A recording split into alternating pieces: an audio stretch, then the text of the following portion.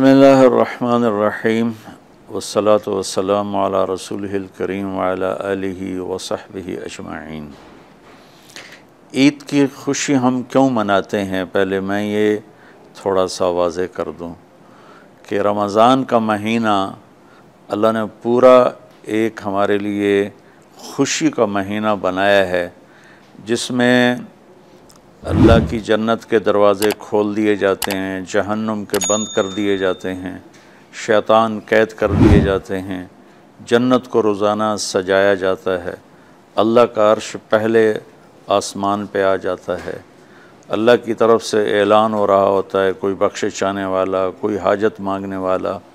फ़र्ज़ 70 फ़र्ज़ों के बराबर हो जाता है और नफ़ल फ़र्ज़ के बराबर हो जाता है, और नफ़ल और फ़र्ज़ का फ़र्क इतना बड़ा है कि क़यामत तक 2 रकात नफ़ल पढ़ता रहे तो फ़र्ज़ रकात के एक सजदे के बराबर नहीं।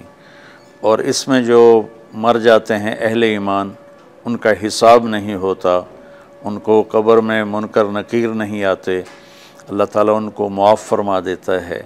इस तरह 29 दिन रात ये सिलसिला चलता है और आखिरी रात फिर अल्लाह ताला ऐलान फरमाते हैं कि मेरे बंदों ने रात को क़याम किया, यानी तरावी की नमाज़ पढ़ी, दिन में रोज़ा रखा, तो मैंने इस पर इन सब की बख्शिश फरमा दी। तो इस खुशी में फिर हम सब मिलकर अल्लाह की बारगाह में शुक्राने के मिलकर 2 नफ़ल अदा करते हैं और अल्लाह का शुक्र अदा करते हैं कि या अल्लाह तेरा शुक्र है, तूने हमारे गुनाहों को माफ़ फरमाया, जहन्नम को हम पे हराम किया, जन्नत को हम पे वाजिब किया। असल तो ईद की खुशी की ये वजह है।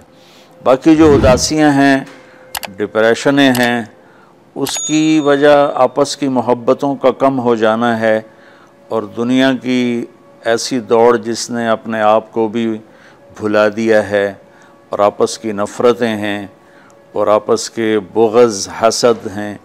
इन मनफी जज्बों ने हमारी खुशियों को धुंधला दिया है, वरना रमज़ान का हर लम्हा खुशी के लिए है और ईद उसकी पीक है। और पूरी ज़िंदगी अल्लाह राज़ी हो रहा हो तो खुशी ही खुशी है। हमें अपने मुल्क से, अपनी नस्ल से आपस की नफ़रतें, हसद, बुग़्ज़ ये मिटाने होंगे, तब जाकर हमें हकीकी खुशियाँ हासिल होंगी। आप ईद के लिए गुस्ल फरमाते थे और अपने कपड़ों में से अच्छे कपड़े मुंतखब फरमाते थे, और फजर की नमाज के बाद आप इशराक नहीं पढ़ते थे इस दिन। बाकी आपकी सारी ज़िंदगी का मामूल था कि फजर के बाद आप इशराक पढ़ते थे, लेकिन इस दिन आप इशराक नहीं पढ़ते थे। गुस्ल फरमा के फिर कुछ खा के, कोई मीठी चीज़, खजूर ही आम तौर पर होती थी, खजूर खा के फिर आप ईदगाह की तरफ तशरीफ़ ले जाते थे और पहले नमाज पढ़ाते थे, फिर खुतबा होता था, और उसके बाद जिस रास्ते से आप जाते थे उस रास्ते को छोड़कर फिर और रास्ते से घर वापस आते थे। फिर वफूद से मुलाकात करते थे, सरदारों से, सहाबा से मुलाकात करते थे, उसमें कुछ खानों का एहतमाम भी होता था। इस तरह एक आम रूटीन की ईद होती थी आपकी, मुलाकातें करना, खानों में जाना और अच्छे कपड़े पहनना, सबको खुशी से मिलना। ये ईद उल फितर पर आपका ये मामूल था। इस्लाम जावेद भाई 2 चीज़ों का मजमुआ है। एक अल्लाह का हक़ है जो इबादत की शक्ल में है, और एक अल्लाह के बंदों का हक़ है जो अखलाकियात और मामलात और मुआशरत की शक्ल में है। ये दोनों कंपल्सरी पेपर हैं, दोनों लाजमी पेपर हैं, इन दोनों में पास होना ज़रूरी है। मेरी नमाज अच्छी है लेकिन मेरी दुकान पे झूठ है, तो नमाज इस झूठ की कमी को पूरा नहीं कर सकेगी। मेरी दुकान पे सच है लेकिन मैं नमाज नहीं पढ़ता, तो मेरा ये सच बोलना मेरे नमाज की कमी को पूरा नहीं कर सकता। अल्लाह के नबी ने दुनिया से जाते हुए 2 लफ्ज़ों में सारा दीन बता दिया था।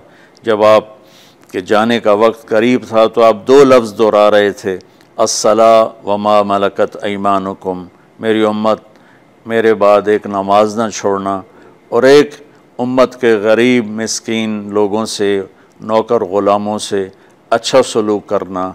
ये दो अलग अलग डिमांड हैं। जैसे पानी पीने से रोटी की कमी पूरी नहीं हो सकती और रोटी खाने से पानी की कमी पूरी नहीं हो सकती। ये दोनों अलग चीज़ें हैं। अखलाक को इबादत की कमी पुर नहीं कर सकती और इबादत की कमी अखलाक को और अखलाक की कमी को इबादत पूरा नहीं कर सकती। इन दोनों चीज़ों में पास होना ज़रूरी है, तब जाकर एक मोतदिल मुआशरा वजूद में आता है। पूरी उम्मत इस चीज़ का शिकार है, चूँकि जब बददियानती और झूठ और जुल्म आम हो जाता है तो फिर उसमें पूरा मुआशरा ही गुनाहगार और मुजरिम बन जाता है। सिर्फ हुक्मरानों की बात नहीं रहती।